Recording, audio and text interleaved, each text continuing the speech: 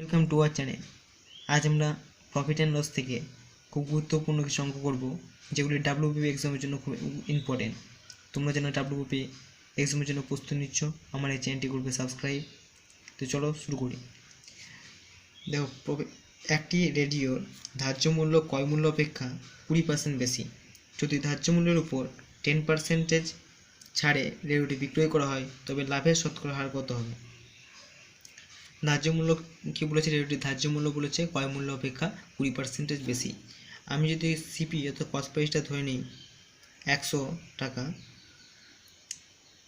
তাহলে কী বলছে? ধার্য মূল্য মার্ক প্রাইসটা বলেছে 20% বেশি, অর্থাৎ মার্ক প্রাইস হবে আমাদের 120 টাকা।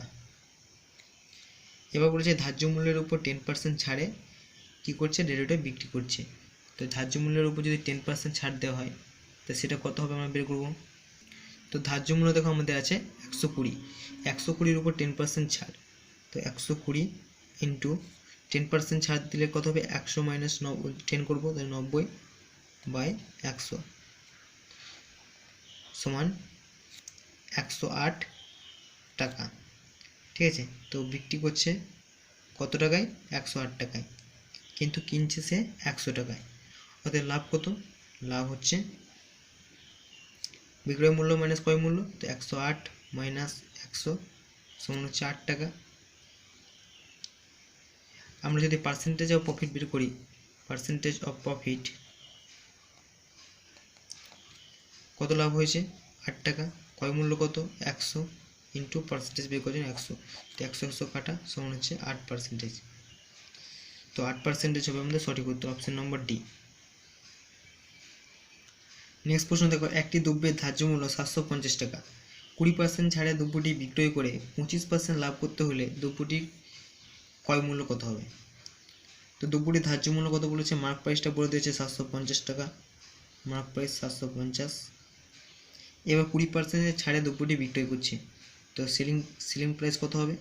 750-এ 20% ছাড়, তাহলে 100 মাইনাস 20 করে দেবো, তো 80/100 সমান, দেখো 8×5 = 0, 4, 8×7 56, 56×4 60। তাহলে আমি বিক্রয় মূল্য কত পেলাম? 600 টাকা। এবার বলছে কি 25% লাভ করতে হয়েছে, তো দ্রব্যটি ক্রয় মূল্য কত? তো আমি ধরে নিলাম সিপিটা ধরে নিলাম x টাকা। তো আমরা এবার যদি একটা আমরা সূত্র জানি, দেখো সেই সূত্র যদি প্রয়োগ করি, এসপি সমান সিপি ইন্টু প্রফিট বললে আমরা 100 প্লাস প্রফিট করব বাই 100, আর লস বললে 100 মাইনাস লস করব। ওকে, তোমার বিক্রয় মূল্য কত আছে? বিক্রয় মূল্য আছে 600 টাকা। এবার আমি ধরে নিয়েছি কস্ট প্রাইস ধরেছি x টাকা। এখন বলেছে 25% লাভ, তো 100 প্লাস 25, যেহেতু 25% লাভ বলেছে, সমান, দেখো এটা যদি আমি এদিকে নিয়ে চলে আসি, তো 600/x সমান 125/100। ওকে, বা x সমান কত হবে? x সমান হবে 600 ইন্টু 100/125। তো দেখো 5×20 100, 5×5 125, 5×4 20, 5×5 25, 5×12 60, তো 4×9 48 সমান 480 টাকা। তো 480 টাকা আমাদের সঠিক উত্তর, অপশন নম্বর ডি।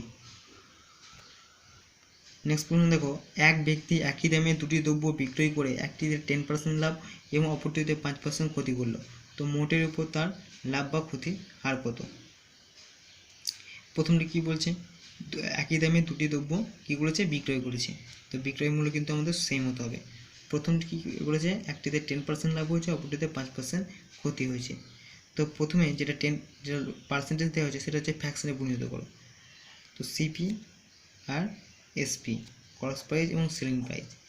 তো দেখো প্রথমে কী বলেছে? 1-এর 10% লাভ হয়েছে, 10% লাভ হয়েছে, 10% যদি ফ্র্যাকশনে পরিণত করি, তো 10/% জন্য 100 সমান হচ্ছে 1-এর 10। এর থেকে যদি আমরা বলতে পারি যে 10 টাকা যদি হচ্ছে কস্ট প্রাইস হয়, তো সেলিং প্রাইস হবে 11 টাকা।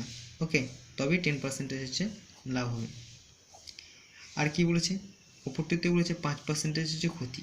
তো 5% যদি আমরা ফ্র্যাকশানে বের করি তো কত হবে 5/100। তো 5 কে 5, 5 20 100, ঠিক আছে। তো কস্ট প্রাইস যদি হচ্ছে 20 টাকা হয় তাহলে সেলিং প্রাইস হবে আমাদের 19 টাকা, তবেই 5% কিন্তু হচ্ছে ক্ষতি হবে। কিন্তু আমি এখানে দেখো দুটি দ্রব্যর বিক্রয় মূল্য কিন্তু হচ্ছে সমান হতে হবে বলেছে, কিন্তু আমি একটাতে দেখছি 11, একটাতে দেখছি 19। তো এটাকে আমরা সমান করার জন্য কী করব, এটাকে আমরা 19 দিয়ে গুণ করে দেবো আর এটাকে আমরা 11 দিয়ে গুণ করব। তো দেখো একটাকে 19 দিয়ে গুণ করলে হবে না, এটাকে আমাকে 19 দিয়ে গুণ করতে হবে আর এটাকে আমাকে 11 দিয়ে গুণ করতে হবে। তো দেখো 11 × 19 করলে হয় 209, এটা হবে 209। আর এখানে কত হচ্ছে, এখানে হচ্ছে 190 আর এটা হচ্ছে 220। ওকে, তো আমরা দেখো সেলিং প্রাইসটা আমরা সমান করে নিয়েছি, ক্রস প্রাইসটা আমাদের বেড়ে গেল। তো এটা যদি আমরা যোগ করি তো 16 9 10 11 2 1 3 4 410। আর এটা যদি আমরা যোগ করি সেলিং প্রাইসটা দেখো 9 9 18, তো 418 হচ্ছে, ঠিক আছে। তার কস্ট প্রাইস আমরা কত হয়ে গেল 410 এবং সেলিং প্রাইস হয়ে গেল 418। তো দেখো কেনা দামটা হচ্ছে কত 410 টাকা এবং বিক্রয় মূল্য হচ্ছে 418 টাকা। তা লাভ হয়েছে, তো কত টাকা লাভ হয়েছে, তো 418 - 410 করলে কত হয় 8 টাকা লাভ হয়েছে, এটা 8 টাকা প্রফিট। এবার বলছে মোটের উপর তার লাভ বা ক্ষতির হার কত। এবার আমরা কী বলবো, পার্সেন্টেজ অফ প্রফিট। 8 টাকা লাভ হয়েছে, ক্রয় মূল্য কত 410 টাকা, পার্সেন্টেজের জন্য 100 দিয়ে এই শূন্য কাটা থাকুন, তো সমান হচ্ছে 80/41, ঠিক আছে। সমান হচ্ছে এটা যদি আমরা ফ্র্যাকশনে করি পরিণত করি তাহলে 2.3/41 পার্সেন্টেজ হবে প্রফিট। ওকে, এটা হবে আমাদের সঠিক উত্তর, অপশান নম্বর ডি। সরি আমাদের একটু ভুল হলো, যে এটাকে যদি আমরা ফ্র্যাকশনে পরিণত করি তো এটা হবে না, তো এটা আমাদের হবে দেখো 41 থেকে 41 আমাদের পুরোপুরি যাচ্ছে, কিন্তু এখানে যদি আমরা 2 দিয়ে করে দিই তো এটা হচ্ছে 82 হয়ে যাবে। তো 1.39/41 এটাই হবে আমাদের প্রফিট, ঠিক আছে। আমরা দেবো নেক্সট প্রশ্নের দিকে। আচ্ছা 4 নম্বর প্রশ্ন দেখো, এক ব্যক্তি 400 কেজি চিনি কিনে কিছু চিনি 12% লাভে এবং বাকি চিনি 5% ক্ষতিতে বিক্রয় করে, মোটের উপর 7.3/4% লাভ করে। তো বলেছে কত চিনি তিনি 5% ক্ষতিতে বিক্রয় করেছিলেন। তো এটা আমরা অ্যালিগেশন মেথডে করব। তো অ্যালিগেশন মেথড তোমরা নিশ্চয়ই জানো, এর আগে ভিডিওতে আমি অ্যালিগেশন মেথড সম্বন্ধে তোমাদের বলেছিলাম। তো দেখো প্রথমে কি করছে, কিছু চিনি করছে 12% লাভে, তো যেহেতু লাভ সেহেতু প্লাস চিহ্ন দাও, কত পার্সেন্টেজ লাভ 12%, এবং বাকি চিনি কী করছে 5% হচ্ছে ক্ষতিতে, ক্ষতি মানে মাইনাস, কত পার্সেন্টেজ 5, মোটের উপর কী করছে 7.3/4%। তো এটা যদি আমরা ভগ্নাংশে পরিণত করে থাকি হবে 4 7 28 আর 3 31, তো 31/4% হচ্ছে কি লাভ, তো প্লাস। এবার অ্যালিগেশন মেথডে কী করা হয়, যে বড়টা থেকে সবচেয়ে ছোটোটা বাদ দেওয়া হয়। ওকে,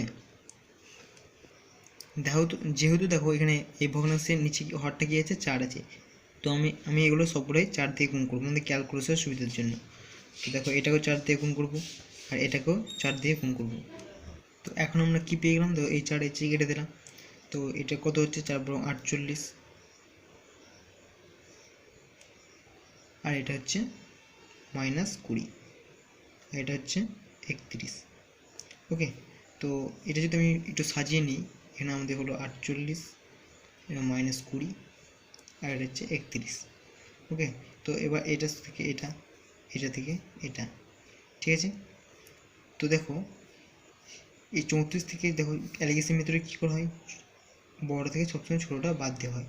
তো 34 -20 এটা যদি করি তো কী হবে 34 মাইনাস প্লাস হয়ে যাবে 20 সমান, সরি এটা আমাদের 31 হবে, 31 এখানে 31 আছে 31 হবে, তো এটা 31 তো 31 প্লাস 20 করলে কত হবে 51। ওকে, তো এখানে হবে আমাদের 51, আর এখানে 48 মাইনাস 31 করলে কত হয় 17। তো দেখো 17 যে কাটি, তো 17 3 51, 17 কি 17, তো 3:1 হচ্ছে। তো দেখো এখানে আমাদের মোট কত কেজি চিনি হচ্ছে 3 + 1 4 কেজি, কিন্তু এখানে আমি দেখতে পাচ্ছি যে 400 কেজি। তো 4 সমান সমান যদি আমি 400 লিখতেই পারি, তো 4 সমান সমান 400, তো 1 সমান সমান কত হবে 100। তো এখানে কী বলেছে 5% যেটা গতিতে বিক্রি করছো সেটা কত কেজি, তো এটা 5% গতিতে 1। ওকে, তো 1 সমান সমান 100 হবে, তো 100 কেজি, অর্থাৎ অপশন নম্বর বি হবে রাইট অ্যান্সার। তো দেখো তোমাদের জন্য যদি কোনো গ্রুপ তৈরি করতে হয় তো আমাকে কমেন্টে বলো, তোমাদের জন্য একটা গ্রুপ তৈরি করব যেখানে তোমরা তোমাদের সমস্ত ধরনের কোশ্চেনগুলো কিন্তু জিজ্ঞাসা করতে পারবে। তো thanks for watching this video, আর ভিডিওটা ভালো লাগলে লাইক করে দাও, আর চ্যানেলে প্রথম হলে চ্যানেলটা করবে সাবস্ক্রাইব।